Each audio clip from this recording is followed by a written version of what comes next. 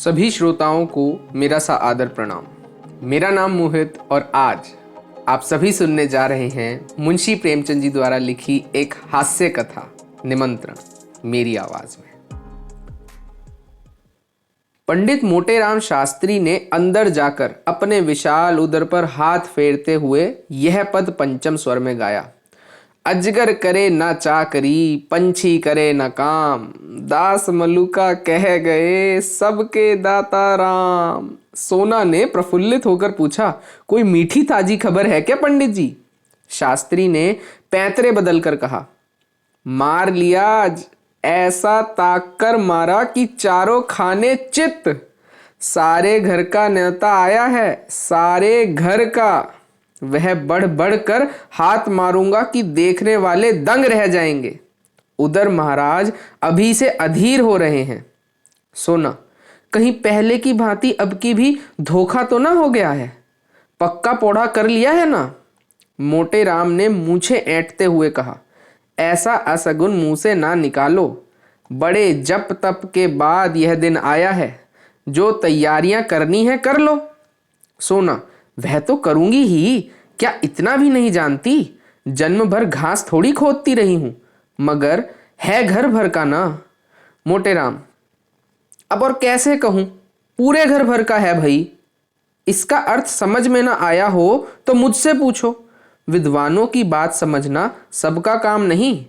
अगर उनकी बात सभी समझ लें तो उनकी विद्वता का महत्व ही क्या रहे?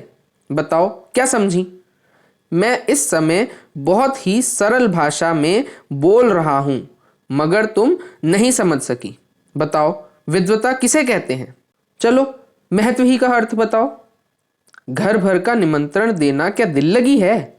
हाँ, ऐसे अवसर पर विद्वान लोग राजनीति से काम लेते हैं और उसका वही आशय निकालते हैं जो अपने अनुकूल हो। मुर्दापुर की रानी साहिबा 7 ब्राह्मणों को इच्छापूर्ण भोजन कराना चाहती हैं। कौन कौन महाशय मेरे साथ जाएंगे, यह निर्णय करना मेरा काम है। अलगूराम शास्त्री, बेनीराम शास्त्री, छेदीराम शास्त्री, भवानी राम शास्त्री, फेकूराम शास्त्री, मोटेराम शास्त्री आदि। जब इतने आदमी अपने घर ही में हैं, तब बाहर कौन ब्राह्मणों को खोजने जाए? सोना, और 7वां कौन है? मोटे, बुद्धि तो दौड़ाओ। सोना, एक पत्तल घर लेते आना। मोटे, फिर वही बात कही, जिसमें बदनामी हो। छी छी छी छी, पत्तल घर लाऊं? उस पत्तल में वह स्वाद कहाँ जो जजमान के घर बैठकर भोजन करने में है। सुनो, 7वें महाशय हैं पंडित सोनाराम शास्त्री। सोना, चलो रे, दिल लगी करते हो। भला मैं कैसे जाऊंगी? मोटे, ऐसे ही कठिन अवसरों पर तो विद्या की आवश्यकता पड़ती है। विद्वान आदमी अवसर को अपना सेवक बना लेते हैं, मूर्ख अपने भाग्य को रोता है। सेना देवी और सोनाराम शास्त्री में क्या अंतर है जानती हो? केवल परिधान का। परिधान का अर्थ समझती हो? परिधान पहनाव को कहते हैं। इसी साड़ी को मेरी तरह बांध लो, मेरी मिर्जई पहन लो, ऊपर से चादर ओढ़ लो, पगड़ी मैं बांध दूंगा, फिर कौन पहचान सकता है? सोना ने हंसकर कहा, मुझे तो लाज लगेगी। मोटे, तुम्हें करना ही क्या है, बात तो हम करेंगे। सोना ने मन ही मन में आने वाले पदार्थों का आनंद लेकर कहा, बड़ा मजा आएगा। मोटे, बस अब विलंब ना करो, तैयारी करो, चलो। यही आदर्श सामने रखो कि अधिक से अधिक लाभ हो। सहसा सोना देवी को एक बात याद आ गई। बोली, अच्छा, इन बिच्छुओं को क्या करूंगी? मोटे राम ने त्योरी चढ़ाकर कहा, इन्हें उठाकर रख देना। और क्या करोगी? सोना, हाँ जी, क्यों नहीं, उतार कर रख क्यों नहीं दूंगी। मोटे, तो क्या तुम्हारे बिछुए पहनने ही से मैं जी रहा हूं? जीता हूं पौष्टिक पदार्थों के सेवन से, तुम्हारे बिच्छुओं के पुण्य से नहीं जीता। सोना, नहीं भाई, मैं बिछुए ना उतारूंगी। मोटे राम ने सोचकर कहा, अच्छा, पहने चलो, कोई हानि नहीं। गोवर्धनधारी यह बाधा भी हर लेंगे। बस पाँव में बहुत से कपड़े लपेट लेना, मैं कह दूंगा इसे पंडित जी को पील पाँव हो गया। क्यों, कैसी सूझी? संध्या समय पंडित जी ने पांचों पुत्रों को बुलाया और उपदेश देने लगे। पुत्रों, कोई काम करने के पहले खूब सोच समझ लेना चाहिए कि कैसे क्या होगा। मान लो रानी साहिबा ने तुम लोगों का पता ठिकाना पूछना आरंभ किया, तो तुम लोग क्या उत्तर दोगे? यह तो महान मूर्खता होगी कि तुम सब मेरा नाम लो। सोचो कितने कलंक और लज्जा की बात होगी कि मुझ जैसा विद्वान केवल भोजन के लिए इतना बड़ा कुचक्र रचे। इसीलिए तुम सब थोड़ी देर के लिए भूल जाओ कि मेरे पुत्र हो। कोई मेरा नाम ना बतलाए। संसार में नामों की कमी नहीं है, कोई अच्छा सा नाम चुनकर बता देना। पिता का नाम बदल देने से कोई गाली नहीं लगती, यह कोई अपराध नहीं है। अलगू, आप ही ना बता दीजिए। मोटे, अच्छी बात है, बहुत अच्छी बात है। हाँ, इतने महत्व का काम मुझे स्वयं ही करना चाहिए। अच्छा सुनो, अलगू के पिता का नाम है पंडित केशव पांडे। क्या नाम है? पंडित केशव पांडे। खूब याद कर लो। बेनीराम के पिता का नाम है पंडित मंगरू ओझा। क्या नाम है? पंडित मंगरू ओझा। खूब याद रखना। छेदीराम के पिता का नाम है पंडित दमड़ी तिवारी। भूलना नहीं। भवानी, तुम गंगू पांडे बतलाना। खूब याद कर लो। अब रहे फेकूराम, तुम बेटा बतलाना सेतुराम पाठक। हो गए सब? हो गया सबका नामकरण? अच्छा, अब मैं परीक्षा लूंगा, होशियार रहना। बोलो अलगू, तुम्हारे पिता का क्या नाम है? अलगू, पंडित केशव पांडे। बेनीराम, तुम बताओ? दमड़ी तिवारी। छेदी, यह तो मेरे पिता का नाम है। बेनी, ओ मैं तो भूल गया। मोटे, भूल गए? पंडित के पुत्र होकर तुम एक नाम भी नहीं याद रख सकते, बड़े दुख की बात है। मुझे पांचों का नाम याद है, तुम्हें एक नाम नहीं याद हो रहा। सुनो, तुम्हारे पिता का नाम है पंडित मंगरू ओझा। क्या नाम है? पंडित मंगरू ओझा। पंडित जी लड़कों की परीक्षा ले ही रहे थे कि उनके परम मित्र पंडित चिंतामणि ने द्वार पर आवाज दी। पंडित मोटेराम ऐसे घबराए कि सिर पैर की सुधि ही न रही। लड़कों को भगाना ही चाहते थे कि पंडित चिंतामणि अंदर चले आए। दोनों सज्जनों में बचपन में गाढ़ी मैत्री थी। दोनों बहुधा साथ साथ भोजन करने जाया करते थे, और यदि पंडित मोटेराम अव्वल रहते तो पंडित चिंतामणि के द्वितीय पद में कोई बाधक ना हो सकता था। पर आज मोटेराम जी अपने मित्र को साथ नहीं ले जाना चाहते थे।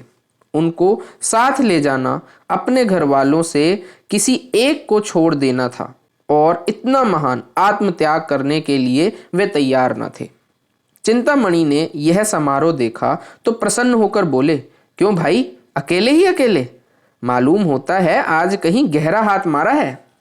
मोटेराम ने मुंह लटका कर कहा, कैसी बातें करते हो मित्र, ऐसा तो कभी नहीं हुआ कि मुझे कोई अवसर मिला हो और मैंने तुम्हें सूचना न दी हो। कदाचित कुछ समय ही बदल गया, या किसी ग्रह का फेर है, कोई झूठ को भी नहीं बुलाता। पंडित चिंतामणि ने अविश्वास के भाव से कहा, कोई ना कोई बात तो मित्र अवश्य है, नहीं तो ये बालक क्यों जमा है? मोटे, तुम्हारी इन्हीं बातों पर मुझे क्रोध आता है। लड़कों की परीक्षा ले रहा हूं, ब्राह्मण के लड़के हैं, 4 अक्षर पढ़े बिना इनको कौन पूछेगा? चिंतामणि को अब भी विश्वास न आया। उन्होंने सोचा, लड़कों से ही इस बात का पता लग सकता है। फेकूराम सबसे छोटा था, उसी से पूछा, क्या पढ़ रहे हो बेटा? हमें भी सुनाओ। मोटेराम ने फेकूराम को बोलने का अवसर ना दिया, डरे कि यह तो सारा भांडा फोड़ देगा। बोले, अभी यह क्या पढ़ेगा, दिन भर खेलता है। फेकूराम इतना बड़ा अपराध अपने नन्हे से सिर पर क्यों लेता? बाल सुलभ गर्भ से बोला, हमको तो याद है, पंडित सेतुराम पाठक। हम याद भी कर लें तिस पर भी कहते हैं हरदम खेलता है। यह कहते हुए रोना शुरू कर दिया।